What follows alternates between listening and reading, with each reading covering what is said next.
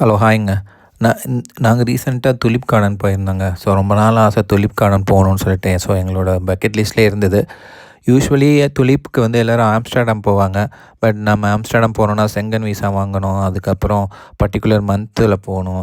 அதனால் நாங்கள் யூகேல எங்கே துலிப் கார்டன் இருக்குதுன்னு பார்த்தோம். இப்போ யூகேலே 2 to 3 பிளேசஸில் துலிப் கார்டன் வந்துச்சு எனக்கு தெரிஞ்சு. அதில் எங்களுக்கு எங்கே பக்கத்தில் இருக்குதுன்னு பார்த்தீங்கன்னா, பர்மிங்ஹாம் பக்கத்தில் வார்விக்ஷயர்னு ஒரு ஊர் இருக்குதுங்க. அங்கே இப்போ ரீசெண்டாக துலிப் கார்டன் ஆரம்பிச்சிருக்காங்க. பட் அந்த பர்ட்டிகுலர் ஊருக்கு ஒரு ஸ்பெஷல் இருக்குதுங்க. அது என்னன்னு நான் கடைசியில் சொல்கிறேன். அதுக்கு முன்னாடி நாங்கள் எப்படி புக் பண்ணியிருந்தோன்னு நான் சொல்கிறேங்க. நாங்கள் காலையில் என்ன பிளான் பண்ணியிருந்தோன்னா, ஈவினிங் 4:00 ஸ்லாட் தான் எங்களுக்கு கிடச்சிது. ஏன்னா ஷார்ட்டாக புக் பண்ணனால எங்களுக்கு அந்த டைம் ஸ்லாட்ஸ் மார்னிங் கிடைக்கல. அதனால சரின்னு மார்னிங் வந்து நாங்கள் டெம்பிள் போயிட்டு, பாலாஜி டெம்பிள் போயிட்டு, அங்கேருந்து ஒரு 40 மினிட்ஸ் ட்ரைவில் இந்த வார்விக்ஷயருங்கிற ஊருக்கு வந்திருந்தோம். இங்கே வந்து 40 மினிட்ஸ் ஆச்சுங்க அங்கேருந்து இங்கே வர்றதுக்கு. பட் ஈவினிங் 4:00 ஸ்லாட்டுங்கிறனால கூட்டம் கொஞ்சம் அதிகமாக இருந்தது. மோஸ்ட்லி பார்த்திங்கன்னா நம்ம இந்தியன்ஸ் தான் அதிகமாக இருந்தாங்க.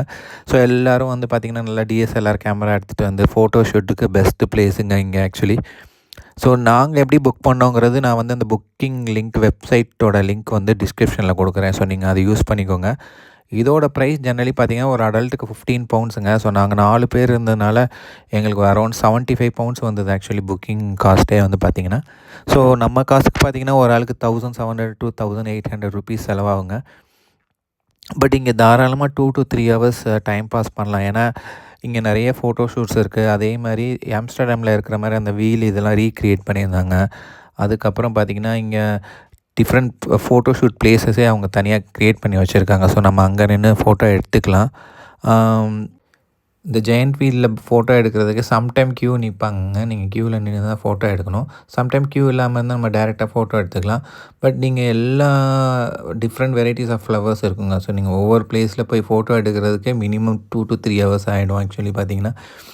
ஸோ அதை தவிர இங்கே இந்த பிக் ஷூ பார்த்திங்க இல்லையா, இது மாதிரி டிஃப்ரெண்ட் பிளேஸஸ் இருக்கும் உங்களுக்கு ஃபோட்டோ எடுக்க. பேக்ரவுண்ட் இமேஜஸ் ரொம்ப நல்லாயிருக்கும். அதேமாதிரி இங்கே ஃபுட்டுக்கும் நிறைய ஆப்ஷன் இருந்ததுங்க. ஸோ ஃபுட்டுக்கெலாம் பிரச்சனையே கிடையாது. ஏதாவது ஃபுட்டு ஃபீஸாக அந்த மாதிரி கிடைக்கும். அதேமாதிரி நீங்கள் துலிப் பாட் வேணும், துலிப் சீட்ஸ் வேணும்னா அதுவும் இங்கே விற்கிறாங்க. நீங்கள் பே பண்ணி வாங்கிக்கலாம்.